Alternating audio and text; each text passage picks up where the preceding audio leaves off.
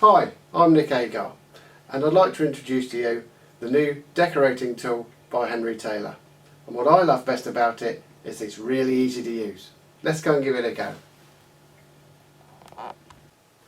So here are the tools we're going to be using. First of all, we have the preparation tool, and this is for cutting the coves in the surface. Then we have the decorating tool, which cuts a pattern into the cove. Lastly, the point tool, which we use to define stroke enhance the designs around the edge that we've cut. Do remember that both these tools need to be kept very sharp.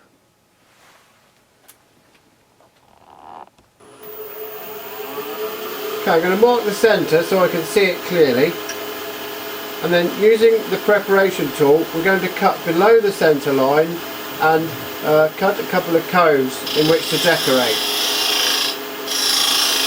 Very sharp tool. It's polished like a carving tool, so it's very sharp.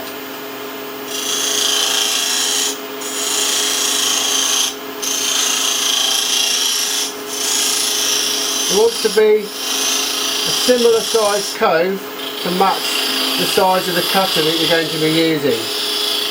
So we'll just stop that and offer the cutter up and see how the match is. Let's see how it fits. Oh, there's a little knot in there. Not to worry, it will cut over the top of that as well. That looks okay. Now I need to drop the tool rest just a little bit. This takes a bit of practice to get the right height, and of course the depth of the cove that you're cutting will give a different pattern. We need to reduce the lathe speed to about 800 RPM. Let's see how we get on. I'm going to cut at two different angles with the tool, one up here and one slightly lower. Press quite hard.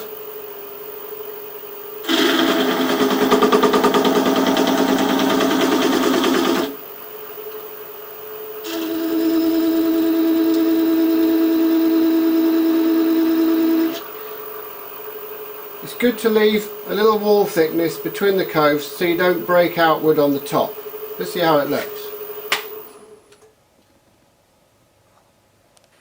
Now we've got some fibres lifted on the surface here when we've cut the pattern, so we're going to take a natural bristle brush and knock some of those off. This is not synthetic or nylon bristles, they would melt under the friction of the lathe. We'll simply press this on and that should give us a better finish. We don't want to sand it because that's going to sand away all the nice crisp detail that we've just put on the piece. So we've got two basic patterns in these coves. To enhance them further, I'm going to use a point tool and I'm just going to push it in either side of the pattern and highlight the cut.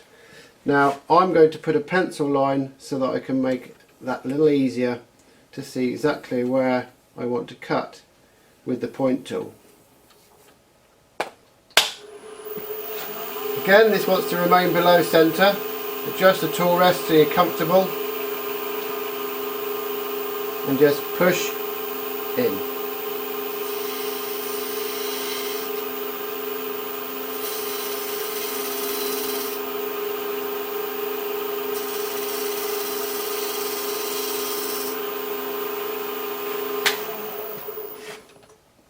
As you can see, that really punches out the pattern, punctuates it.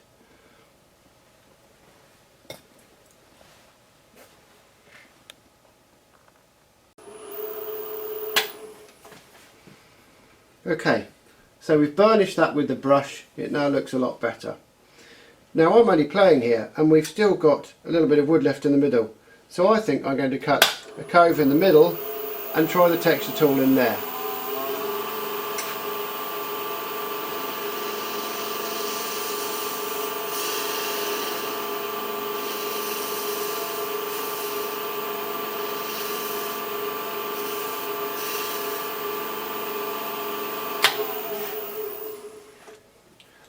Once again, we need to lower the tool rest a little, and it's important to remember not to cut with the very front tip of the tool, so I'm not going to go straight on. It's not a drill. I'm going to cut just left of centre on the side of the ball about here. Hope you can see that. Okay, let's give it a go. Remember to keep the speed of the lathe down to about 800. Tool rest isn't quite right, need to drop it a little bit more. And pressing in. You should feel comfortable. You can almost feel when it's cutting correctly. Give it time to do the pattern. Oh, that looks great. Now you can play to your heart's content, and that's the beauty of this tool, because if you make a mistake you just cut a little more out and decorate it again. And I could use the point tool and define these edges a little more. Remember, the pattern doesn't reach the very top of the edge, therefore weakening it. I see this as the top of a box lid at the moment, and indeed if I was using it on a piece of ebony or blackwood, the nice surprise would be to find the decoration on the top or inside the lid when I came to pick up the box. However, if I wanted to see it from a distance, then the Nick Agar way of course would be to put some colour on it. So we'll do that next.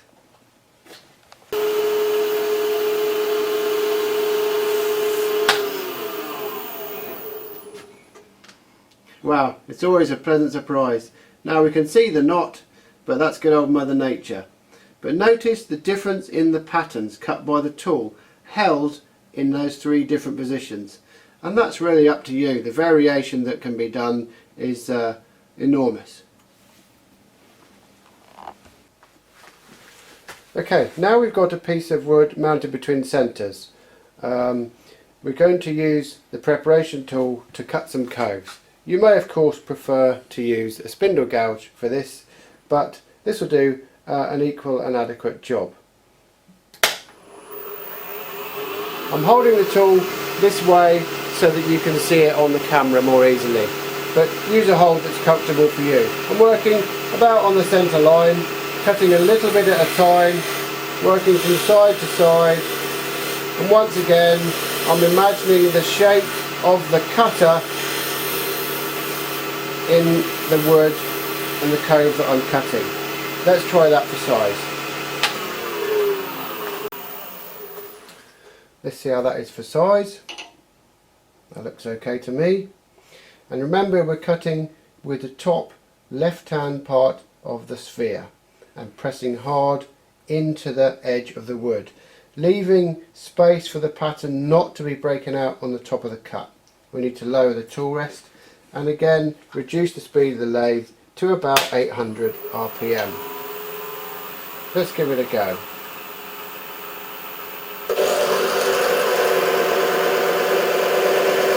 Hold it in there for a little longer than you think necessary, pressing hard.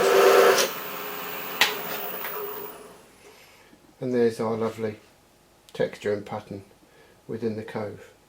So really we're still texturing on end grain here as well as side grain to give us the best technique. So we're going to remove some of these little fibres that have risen up once again with the natural bristle brush. Going to increase the lathe speed a little for this and burnish.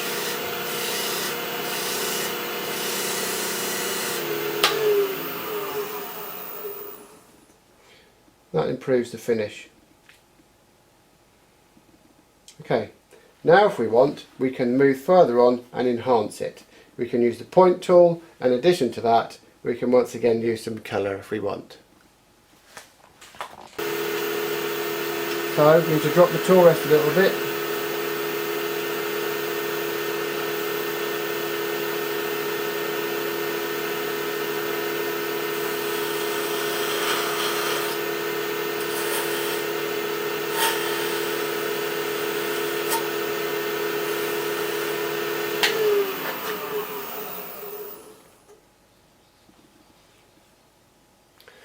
And once again we can use the brush to knock off the fibres.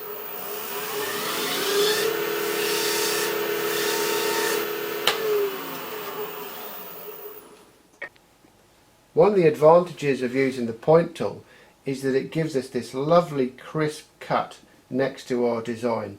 Look at the detail on the end of this decoration. It's absolutely clean and crisp. And and that is a really great thing about this tool.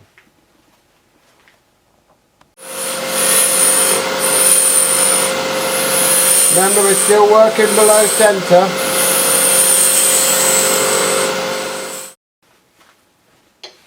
Okay, so that fits nicely.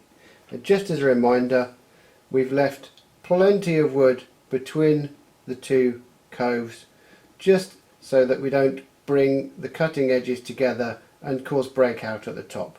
I've left lots of wood between the two, and suggest when you're first practicing the tool that you do similar until you get used to using it. Different timbers will give slightly different results. The harder the timber, the smaller this gap will need to be, but you'll find that out by experimentation. That looks good.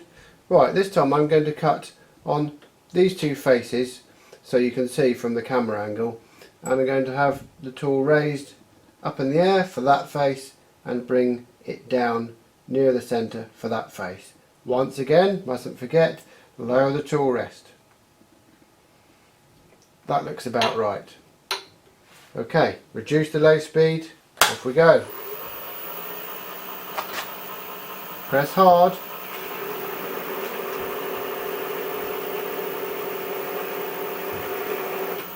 Now let's come down to the next one. You can hear the difference. Remember, we are cutting into the wood, not impressing it. So there's a very visible difference between the two angles. It's a very shallow spiral on this side and a much sharper one on that side. It's infinitely variable, really.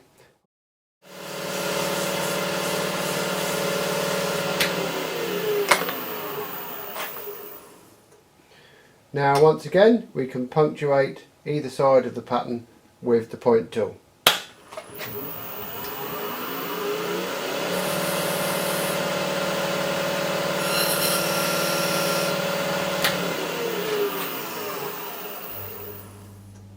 And again, beautiful, crisp, clean edge on the end of these feathers, if you want to call them. What a great design.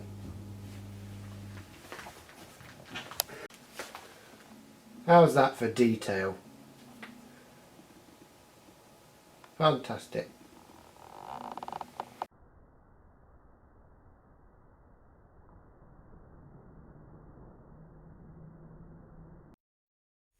Here are a few examples of the different textures and patterns you can get using the different cutters with the decorating elf, and we're going to show you how.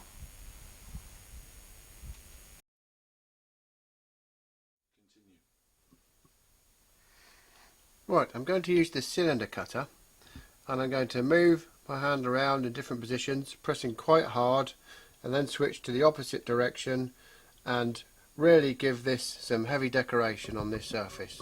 The tool rest has been lowered and the machine once again is set around 800 RPM.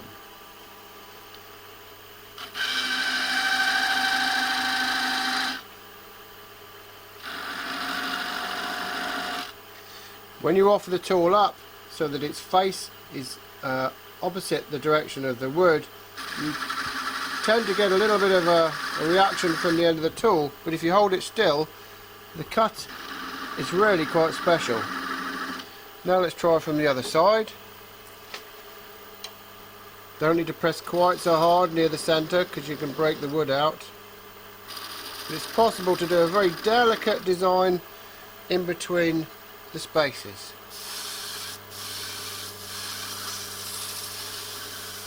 Let's see how it looks.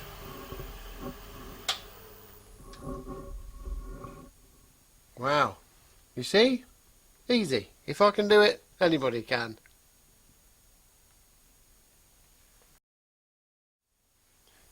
Now, having put a dark stain on the surface, we can really see the pattern more clearly. I think this works really well.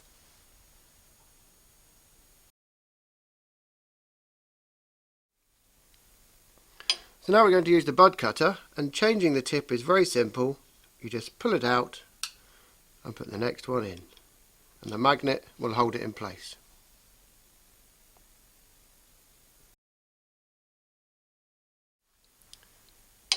Here's the bud cutter, and first of all, on this flat surface, I'm just going to present it at 3 different angles. The tool rest is lowered and the lathe speed again reduced to 800.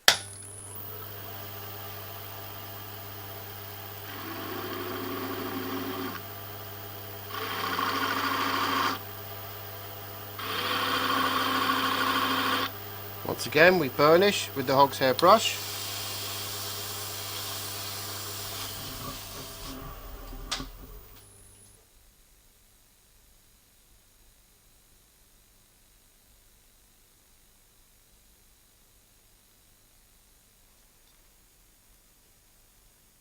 Now you can see with a splash of colour that the decorated areas really show up.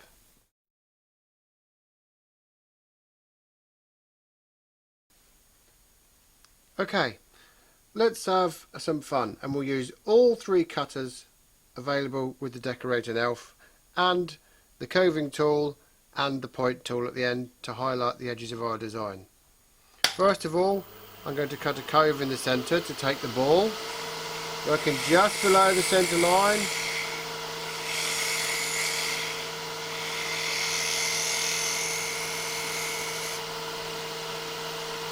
Now decrease the speed of the lathe,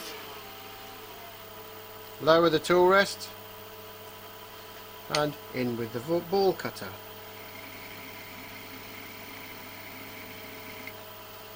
Now I'm going to change to the cylinder,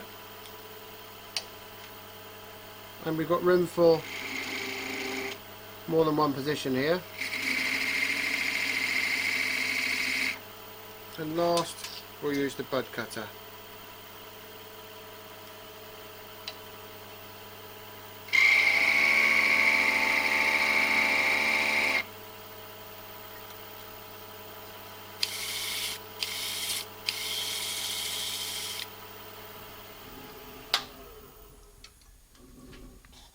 That looks great. Now if you like, we can highlight each design using the point tool. Need to bring the tool rest up just a little, so I'm working more on the centre line, and I'm going to increase the speed a bit.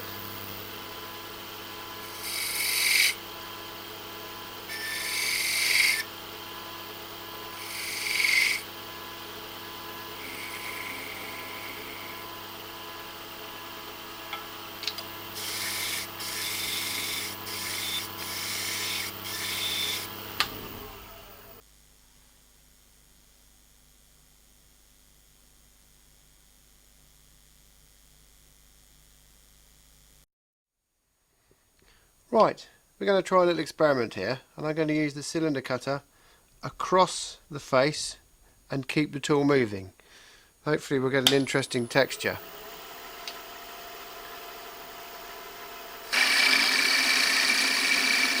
Arcing it down, I'm going to stop just before I get to the end of the cut. Burnish that off.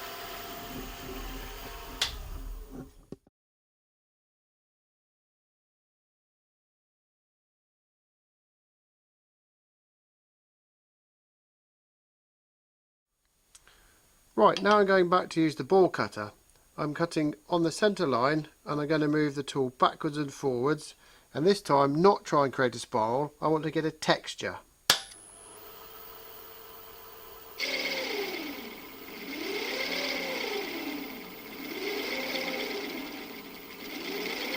A few times should do. Now we'll burnish and see how we did. Oh, that's great. Really tidy, and I really like the surface. No sanding required.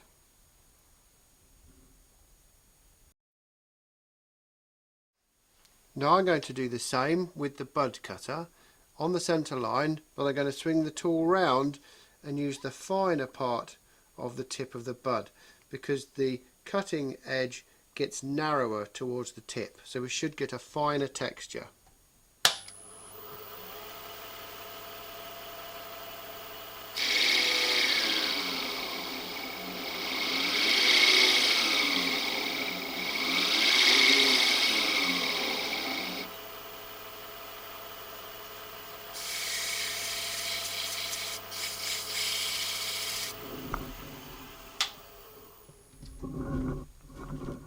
much finer, but I quite like the delicacy of that.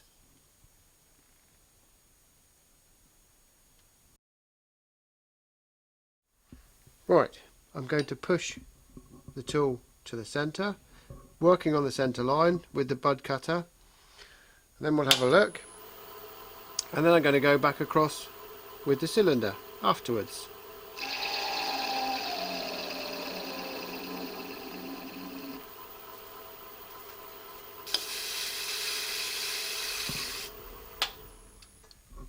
Okay, so we've got our sort of straight line texture. Now I'm going to change the tip and put the cylinder cutter in, and I'm going to move that, in fact I'm going to jump that across in stages and see if we get a different texture there.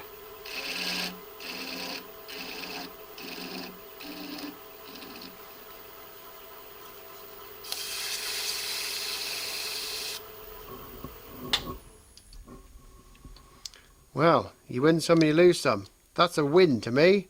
I'm really liking that.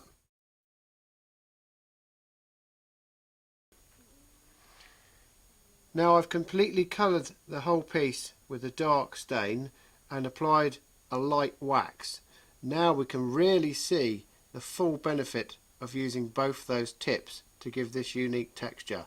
And this is one I shall certainly be using again.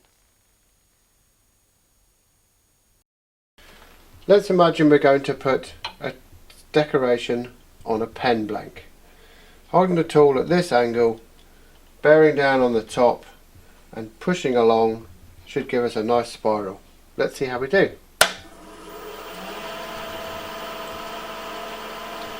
Need to work quite slowly and press hard.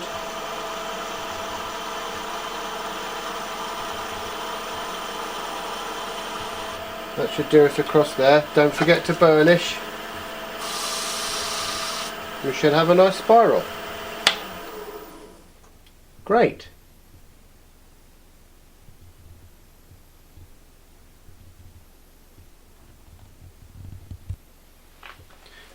Let's try going across in the opposite direction over that spiral and see if we get a crosshatch. The lathe's still at a low speed. We'll just repeat the process we just did, but the other way.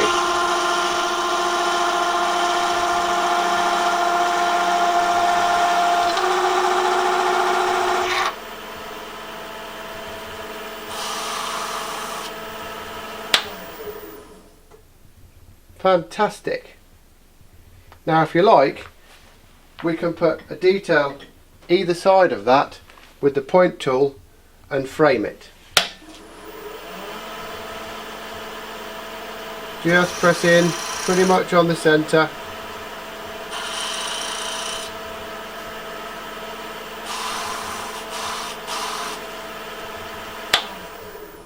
Quick, efficient and easy. Now all I need to do is come in with some sanding sealer and we can highlight the job.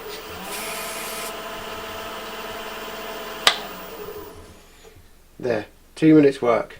Great result. I'm imagining that this is a shape similar to a pen where I would hold it. So using the cylinder cutter, let's put a spiral on a curved surface. Once again I'm bearing down on the top of the surface and moving the tool along slowly.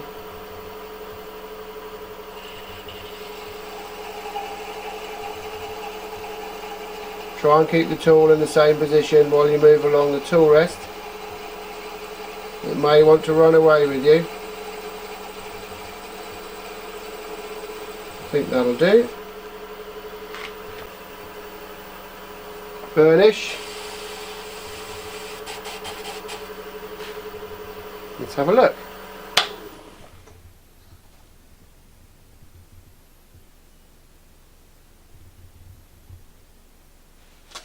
Notice we've got a very nice clean entrance and exit from the tool. And to finish off and really show this, we're going to put a little bit of sanding sealer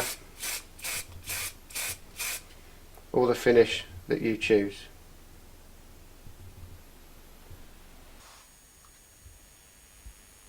Closing tool and the point tool must be kept razor sharp at all times. To do this, we recommend you use a waterstone, a diamond file, a slipstone, or perhaps a ceramic hone.